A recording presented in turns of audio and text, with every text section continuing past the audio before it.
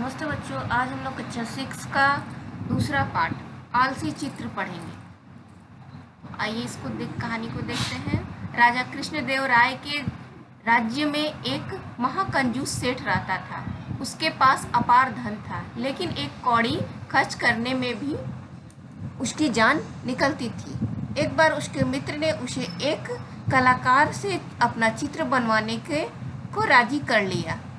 मानने को वह मान गया, पर चित्रकार चित्र बनाकर जब उसके पास ले आया तब उसका मूल्य 100 स्वर्ण मुद्राएं देने की उसकी हिम्मत नहीं हो रही थी।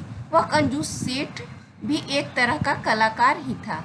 वह अपने चेहरे की आकृति बदलने में माहिर था। वह चित्रकार को आया देख तुरंत कमरे में गया और कुछ ही देर में अपना चेहरा बदलकर आ गया। चित्रकार के सामने आकर सेठ ने कहा, तुम्हारा चित्र तो मेरे चेहरे से मिलता ही नहीं है, फिर यह मेरे किस काम का? तुम्हें मिलाकर देख लो। चित्रकार, मेरे चेहरे को ठीक से देख लो। जब ठीक मेरे चेहरे से मिलता हुआ चित्र बनाकर लाओगे तभी इसकी कीमत अदा करूंगा। चित्रकार निराश हो चला गया। दूसरे दिन चित्रकार एक नया चित्र बनाकर लाया जो उसके पिछले दिन के चेहरे से एकदम मिलता था, लेकिन कमाल, सेठ ने इस बार भी अपना चेहरा बदल लिया। चित्रकार ने चित्र मिलाकर देखा तो और भी भौचक रह गया। चेहरा चित्र से न मिला था, शो न मिला। चित्रकार मारे शर्म के पानी पानी हो गया। उसकी समझ में यह बात नहीं आ रही थी कि आखिर उससे ऐसी गलती हो कैसे जाती है।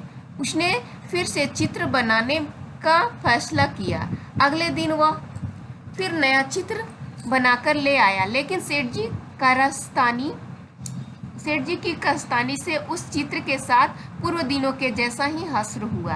फिर वह सेठ अपना चेहरा दूसरा बना लेता था, इसलिए आज भी वैसा ही उसके साथ हो गया।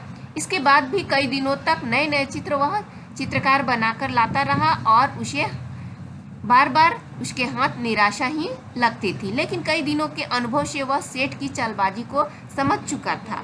चित्रकार वह सेठ की कंजूसी को भी जान गया था और पैसे न देने के बाद भी वह कई दिनों की अपनी मेहनत को बेकार नहीं जाने देना चाहता था।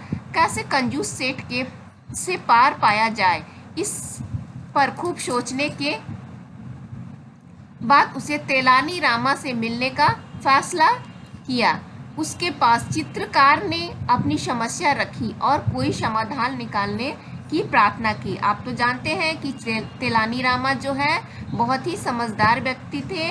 उनके पास कोई न कोई हर समस्या का हल मिल ही जाता था, इसलिए उसने यह निश्चय किया कि मैं तेलानी रामा के पास जाऊंगा। थोड़ी देर सोचने के बाद तेलानी रामा में चित्रकार को सलाह दी, कल तुम कंजूस के पास एक आईना लेकर जाओ और कहो कि आज आपका बिल्कुल सही चित्र लेकर आया हूँ।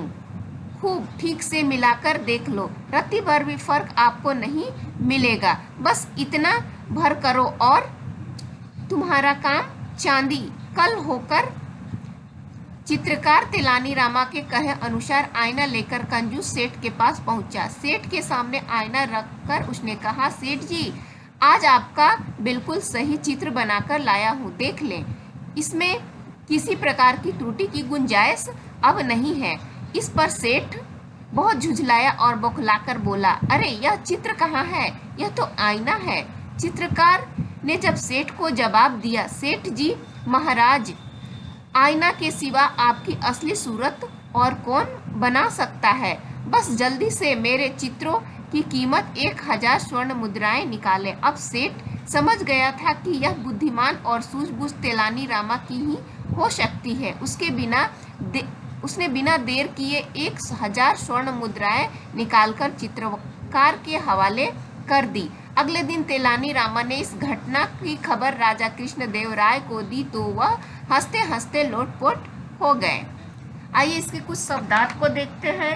अपार यानी बहुत, स्वर्ण सोना, भौचक माने आश्चर्य होना, हस्र यानी परिणाम, राजी यानी मानना, अदा करना यानी चुकाना, कारस्तानी यानी करतूत या कर्म। धन्यवाद।